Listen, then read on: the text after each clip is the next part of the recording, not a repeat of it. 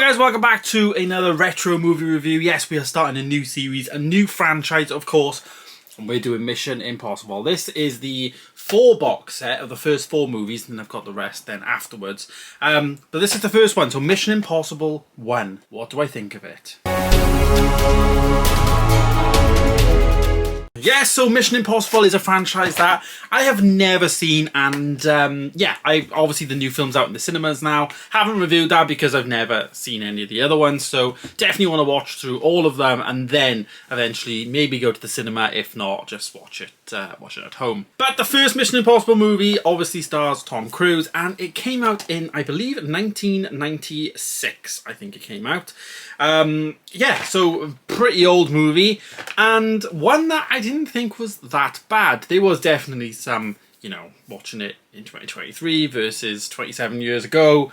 Obviously Tom Cruise has practically doubled in age, and there's a lot of things in the film that would have been done differently nowadays that was done that way back when. For me though, I thought the film was okay. It wasn't at the level of James Bond and all that, which I'm guessing that's what it would have been compared to, like back in the day.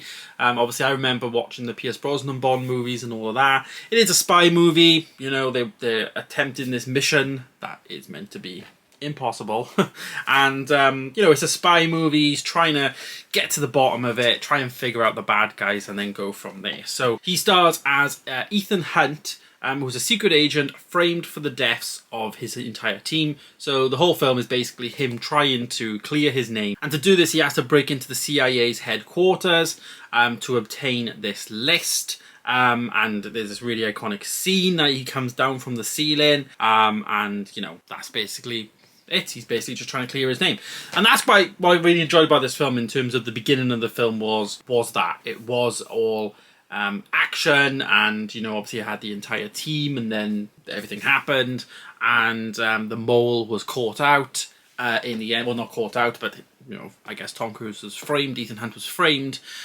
for it, and he's trying to figure that out.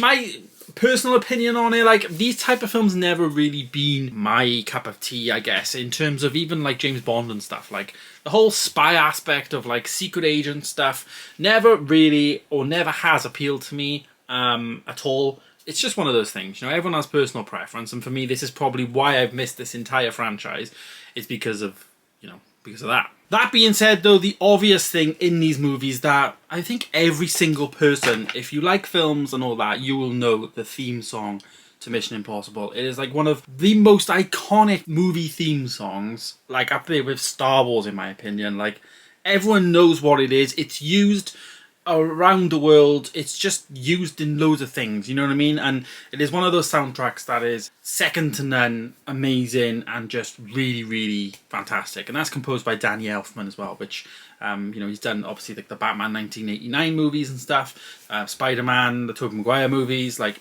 he's a very, very good composer and stuff. So yeah. And of course, Tom Cruise as well. Like, he played this role fantastic. This is one of his, like, I guess, breakthrough roles, I believe. I think he was in the film called Minority Report as well, which I think was quite a big movie for him.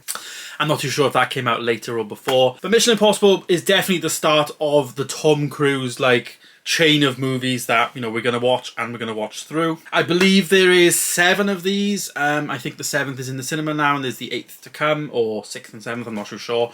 But I want to know, at what point does Tom Cruise actually start to do his own stunts? Is it in number 3, 4? Is it like in the newer ones? Let me know down below, because I'm really excited to check that out, of course. But yeah, what would I rate it in this retro movie review? The first Mission Impossible film, I will actually rate a 3.5 star.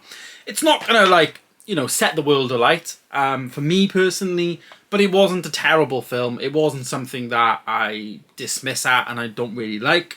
It was a good start. I think the story was pretty good at the beginning in terms of him being framed for, the murder of his team and stuff, and then that whole story was quite good. But I just found the film to be maybe a little bit too long if I was going to be a bit critical of it.